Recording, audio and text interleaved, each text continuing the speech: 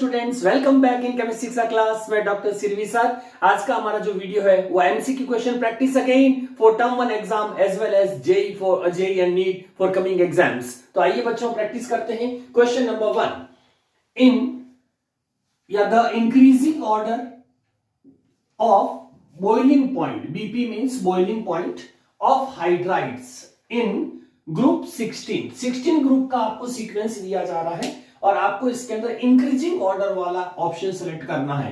Students इसमें जो अपन boiling point जो देखेंगे वो हाइड्राइड्स के अंदर, अगर अपन ग्रुप 16 का मतलब और स्टाइल से टीपो, ठीक है, ये सीक्वेंस आएगा और इसमें हाइड्राइड्स से बनाएंगे तो H2O, H2S, H2SE, H2TE और H2PO मोस्टली ये वाले सिग्निफिकेंट्स होते हैं। लास्ट कॉलोनी में radioactive. So top to bottom जब जाएंगे तो इसके अंदर आपका साइज बढ़ता जाएगा और बॉन्ड लेंथ जो होगी वो आपकी इंक्रीज होती जाएगी। बस उसमें सिर्फ फर्स्ट मेंबर जो होता है H2O, जिसके पास में हाइड्रोजन बॉन्डिंग्स होती है, इसीलिए 1 का अगर अपन देखेंगे तो उसमें H2O को आपको सबसे टॉप पे लाना है क्योंकि इसमें हाइड्रोजन बॉन्डिंग्स होती है और बाकी टॉप टू बॉटम जो है as mass increases boiling point also increases. So option C is correct. तो H2O आगे फ्रंट पे ले लेंगे और बाकी आप H2S top to bottom increase होता जाएगा as the nucleus mass increases.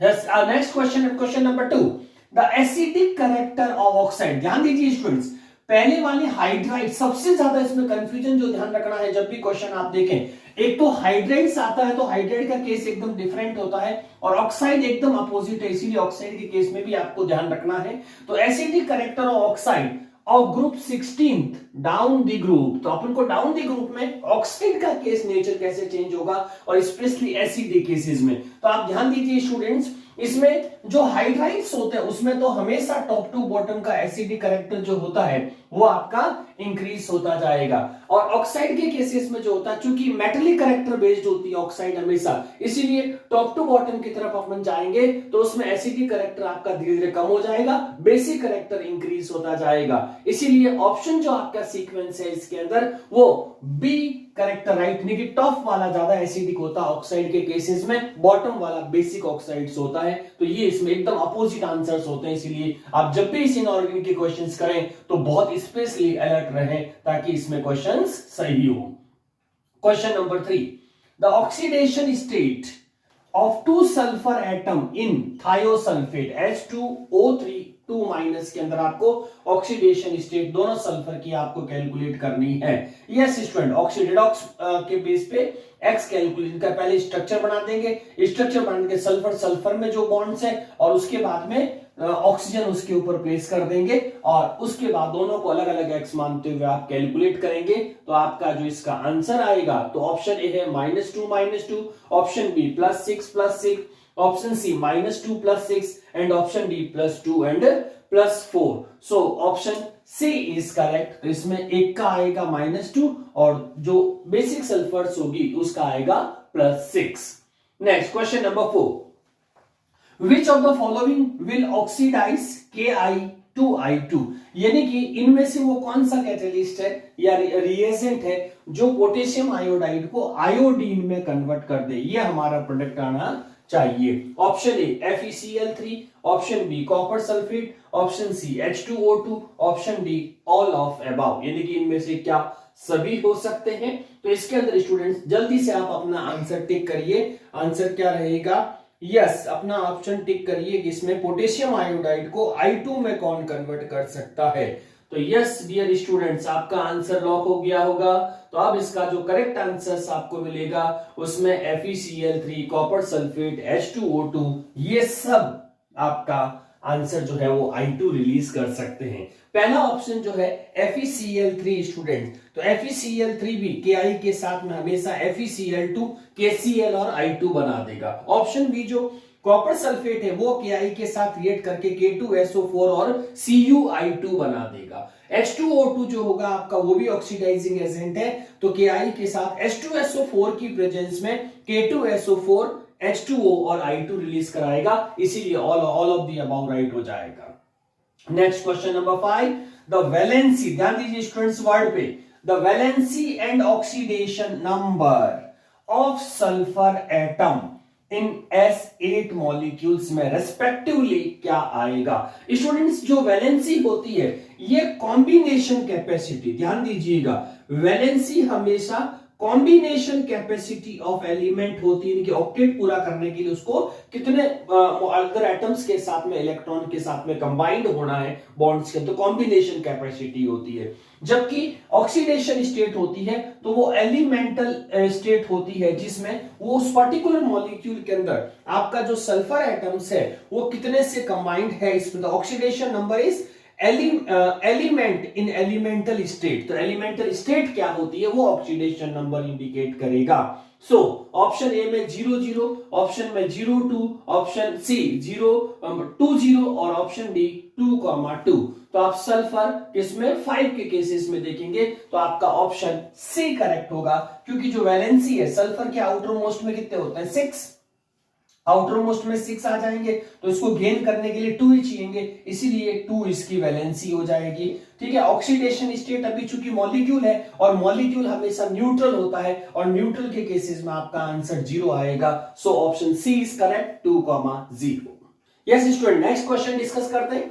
Which of the following has highest molar heat of vaporisation? इनमें से वो कौन सा मॉलिक्यूल जो हाईएस्ट हीट ऑफ वेपोराइजेशन रखेगा? इनके ग्रुप 17 के हाइड्राइड्स हमारे पास में है, जिसमें option A HF, option B HCl, option C HBr, option D HI। Yes student, molar heat capacity यानी कि स्ट्रॉन्गर जो बॉन्ड होगा उसको ब्रेक करने के लिए आपको ज्यादा हीट ऑफ वेपोराइजेशन चाहिए और उसके लिए होना चाहिए इंटरमॉलिक्यूलर हाइड्रोजन बॉन्डिंग, और वो सिर्फ इनमें से HF में प्रेजेंट होगी। सो ऑप्शन ए इज करेक्ट, क्योंकि इसमें सेल्फ एसोसिएशन होता जाएगा तो heat of vaporisation large amount में रिक्वायर्ड होगी। Question number 7, SO2 gas sulphur dioxide react with Cl2 in presence of sunlight, जो होगा उसकी प्रेजेंस में अगर रिएक्शन होती है तो ये दोनों गैसें आपस में फ्यूज हो जाएगी और फ्यूज होने के बाद जो कंपाउंड बनेगा उसको बोलेंगे SO2Cl2। ऑप्शन ए है सल्फ्यूराइल क्लोराइड, ऑप्शन बी है sulphonyl chloride, option C sulphur dioxide and option D none of above. तो SO2Cl2 का कॉम्बिनेशन आपका कहलाता है sulphuryl chloride. So option A is correct. Question number 8, which halogen has the greatest tendency to form monovalent anion? X minus की form में indicate करना है, जिसको मोनोवेलेंट एनाइंस बोलेंगे। तो स्टूडेंट्स, इसके अंदर ये हमेशा इलेक्ट्रॉन एफिनिटी यानी कि इलेक्ट्रॉन गेन एंथैल्पी पे डिपेंड करता है, और इलेक्ट्रॉन गेन एंथैल्पी में Cl एक्सेप्शन केस है, जिसमें आपका हाईएस्ट जो होती है वो क्लोरीन की होती है, इसीलिए क्लोरीन की जो टेंडेंसी होगी वो बेस्ट होगी इसके अंदर मोनोवेलेंट एनाइन फॉर्मेशंस के अंदर। इसीलिए आपका जैसे ऑप्शन ए F है, ऑप्शन बी Cl है, ऑप्शन सी Br है, ऑप्शन डी I है। सो ऑप्शन कौन सा राइट हो जाएगा आपका? एक्सेप्शंस, तो option B will be correct. Next, which of the following fluorides can react with fluorine gas? F2 के साथ फर्दर कौन रिएक्ट कर सकता है? जैसे option A NaF, option B MgF2, option C PF5, option D IF5। Students, IF5 को जब आप F2 से रिएक्ट कराएंगे तो ये IF7 में कन्वर्ट हो जाएगा फर्दर हायर मोलर मास के अंदर। So the IF5 can react, इसीलिए ऑप्शन डी करेक्ट होगा। Question number 10, the strongest acid among the following is? इनमें से कौन सा स्ट्रॉन्गेस्ट एसिड है? ऑप्शन ए HClO4 यानी कि पर क्लोरिक एसिड, HBrO4 पर ब्रोमिक एसिड, HiO4 पर iodic acid, all will be equal. Yes, तो स्टूडेंट्स इसके अंदर आपका जो क्लोरीन जो होगा वो HClO4 जो टॉप टू बॉटम आपकी एसिडिक नेचर कम होती जाएगी। अगर इनके पर फॉर्म में देखेंगे तो सबसे टॉप वाला जो इसमें होगा HClO4 वो आपका स्ट्रॉन्गेस्ट एसिड होगा। इवन ये H2SO4 से भी ज्यादा स्ट्रॉन्गर होता है। यस, नेक्स्ट क्वेश्चन है, oxidising power of perhalides, halide के पर हेलाइड्स दे रखे is in the order of, क्या करेक्ट ऑर्डर होगा? Option A ClO4 BrO4 IO4, option B IO4 BrO4 ClO4, option C ClO4 IO4 BrO4, option D BrO4 ClO4 और IO4। तो इसमें students mostly जो potential EMF पे depend करता है electromotive force. ClO4 के इलेक्ट्रोमोटिव फोर्स होता है E not equal to 1.23 volt, Br के लिए होता है E नॉट 1.8 वोल्ट और आयोडीन के लिए होता IO4 के लिए होता है 1.64। तो जितना highest electron standard electrode potential आएगा ईएमएफ उतनी ही आपकी ऑक्सीडाइजिंग पावर ज्यादा होगी। इसीलिए इसमें हाईएस्ट आ रहा BRO का 1.8, सेकेंड हाईएस्ट आयोडीन का 1.6 और लीस्ट आ रहा 1.23। So the option C is correct. तो इस साइड में आपका E नॉट इंक्रीज हो रहा है, इसीलिए ऑक्सीडाइजिंग पावर इंक्रीज होगी। Now question number 12, which of the following will not produce HI? इनमें से वो कौन से रिएजेंट है जो HI प्रोड्यूस नहीं करेंगे? Option A KI with H2SO4, option B PI3 with H2O, option C H2 plus I2 and option D KI with H3PO4। Student आपकी पी ब्लॉक की रिएक्शंस देखेंगे तो उसमें जो KI H2SO4 जो होता है ये स्टार्टिंग में HI बनाता, लेकिन H2SO HI दोबारा H2SO4 से रिएक्ट करके I2 लिबरेट कर देता, इसीलिए इसमें HI एग्जिस्ट नहीं करेगा। सो द ऑप्शन ए, बाकी सब में आपका HI एग्जिस्ट करेगा। Question number 13, which of the following is the most reactive? इनमें से सबसे ज्यादा रिएक्टिव किया है और रिएक्टिविटी के लिए हमेशा मॉलिक्यूल्स में पोलैरिटी होनी चाहिए। तो option A Cl2, option B Br2, option C I2, option D ICl। तो स्टूडेंट बाकी सब नॉन पोलर है क्योंकि सेम इलेक्ट्रोनेगेटिविटी है। ICl में आपकी नेगेटिविटी डिफरेंट होगी तो एक पोलर मॉलिक्यूल है, so it shows more reactivity. Question number 14, the noble gas, आपको इसमें से एक नोबल गैस सेलेक्ट करनी है दैट डज नॉट फॉर्म क्लेथरेट्स। इनमें से कौन सी नोबल गैस क्लेथरेट्स फॉर्म नहीं करती? तो स्टूडेंट्स इसमें आप देखेंगे जितनी भी हायर मास कंटेंट होती है तो क्लेथरेट्स फॉर्म करती है। हीलियम जो होता है इसके अंदर वो क्लेथरेट्स फॉर्म नहीं करेगा। Question number 15, which of the following can form complex with HCF? Xenon hexafluoride के साथ में कौन कौन कॉम्प्लेक्स बना सकता? ऑप्शन ए NaF, तो NaF में कॉम्प्लेक्स बन जाएगा स्टूडेंट्स इसके इजीली, क्योंकि ये आपका आयोनिक है तो Na प्लस और F HCF7 का माइनस हो जाएगा, तो that complex can possible.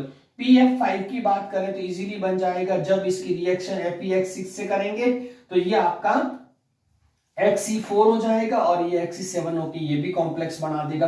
AlCl3 HCF6 से रिएक्ट नहीं करेगा, इसीलिए इसमें जो आपका ऑप्शंस राइट होगा वो बोथ A एंड B, यानी कि NaF और PF5 दोनों ही आपके जो कॉम्प्लेक्स बना सकते हैं, so both A and B correct. तो स्टूडेंट्स ये थे पी ब्लॉक के अंदर MCQ प्रैक्टिस क्वेश्चंस, और पढ़ते रहिएगा, अच्छे से प्रैक्टिस करिएगा टर्म 1 J नीट के लिए। Thank you for joining, like share subscribe.